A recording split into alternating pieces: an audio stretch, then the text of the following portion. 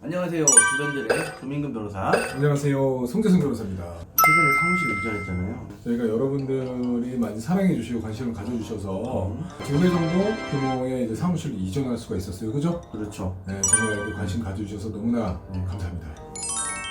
네. 이전 작업이 좀 이제 길어져가지고 저희가 사실 유튜브도 조금 못 올린 부분도 있고. 그렇습니다. 이제부터 이제부터 빠짐없이 일주일에 2번씩 꼬박꼬박 법률적으로 재미있는 이슈거리가 있다거나 아니면 구독자분들께서 궁금한 사항이 있다고 하면은 바로바로 올리도록 하겠습니다. 오늘도 그래가지고 얘기할 게 뭐예요? 재미있는 기사를 보다가 아주 흥미거리가 있어가지고 한번 들고 와봤어요. 실제로 저희 사무실에서도 사건들을 많이 진행하고 있는 건들 중에 하나예요. 요새 뭐 카카오뱅크를 비롯해서 비대면 금융계좌를 개설하고 맞아요. 금융거래를 하는 경우가 되게 많죠. 이 경우에 타인의 명의를 도용해서 계좌 개설하고 금융거래를 하거나 대출을 받은 상황에서 실제로 도용이 나간 명의자들 이들에 대한 피해 구제는 어떻게 하느냐에 관심이 많이 쏠리고 있고 중앙지방법원의 판결이 나왔습니다. 실제로 카카오뱅크 같은 경우에는 모두들 아시겠지만은 계좌 개설할 때 본인 확인 절차를 문자 메시지 인증번호를 통해서 휴대전화 본인 확인을 하고요. 두 번째로 주민등록증 사진을 찍어서 올리게 됩니다. 그리고 마지막으로는 같은 명의의 타행 계좌에 1원을 송금하고 맞아요. 입금 내역을 확인하게 하는 방식 세 가지 본인 확인 절차를 요구하고 있는데요.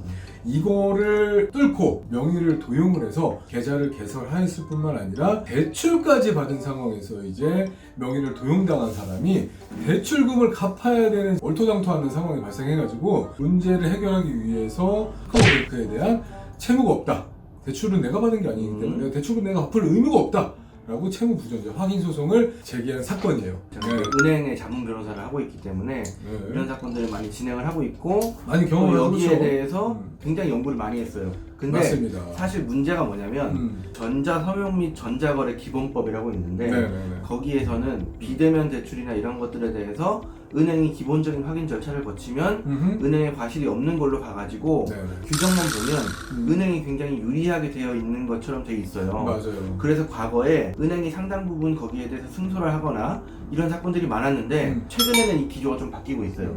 기본적으로 그 법률상 금융기관의 무과실이 추정되어 왔기 때문에 거의 그래요. 과거 이제 판결례들을 보면은 당연히 채무가 부존재해야 됨에도 불구하고 판결은 거꾸로 나서 그래서 이제 많은 분들이 손해를 입어왔는데 지금 이 기사도 그렇고 저희가 진행하고 있는 사건들도 그렇고 판례가 형성되지 않았기 때문에 이제 지금 뭐 우후죽순 지금 모순되는 판결들이 많이 발생하고 있는데 일단은 최근에 우리 중앙지방법원 이 기사의 판결을 보면은 명의를 도용한 사람이 그 피해자 명의를 도용당한 사람이 지금 유리창을 깨고 침입해서 여권하고 휴대전화를 훔쳐가지고 이걸 가지고 가서 도용해서 계좌를 만들고 대출까지 받은 상황이었기 때문에 이러한 경우에는 채무가 없다라는 중앙지방법원의 판결이 나온 겁니다. 지금 이 사건 같은 경우에는 실제로 그 주민등록증이나 이런 것들을 분실당한 경위라든가 이런 것들이 꽤 나온 것 같고요. 네네. 설사 그렇지 않다고 하더라도 대출을 하는 과정에서 네네. 은행이 수집한 고객의 개인정보라든가 이런 것들이 분명히 있어요.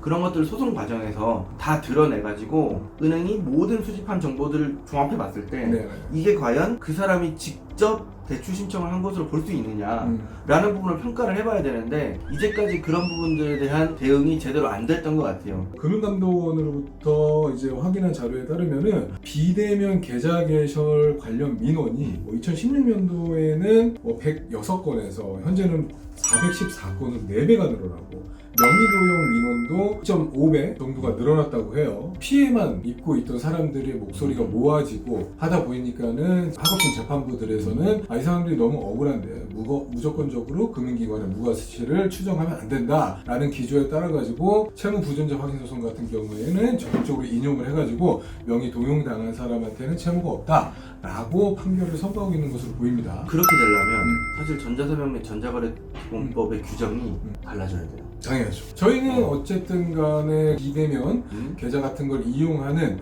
이용자의 편에 서서 네. 한번 이제 계속해서 싸워서 대법원의 이제 판결 내까지 우리가 소위 말하는 그 판례 가능하다면 전원 합의체 판결까지 이제 얻어냄으로써 한번 확고하게 그 채무 부존재 확인 소송에 있어서 계좌 개설 계약 내지는 대출 약정이 존재했는지 여부를 가지고 판단할 수 있도록 한번 끝까지 싸워보도록 하겠습니다. 나중에 선고가 되면 그런 부분도 이제 유튜브를 통해서 리뷰를 해드리도록 할게요. 말씀드리도록 할게요. 언제든지 이거에 대해서 궁금한 점이 있으면 법무법인 안심으로 연락을 주시기 바랍니다. 네. 오늘 촬영 여기까지 할까요? 네. 구독과 좋아요 눌러주세요.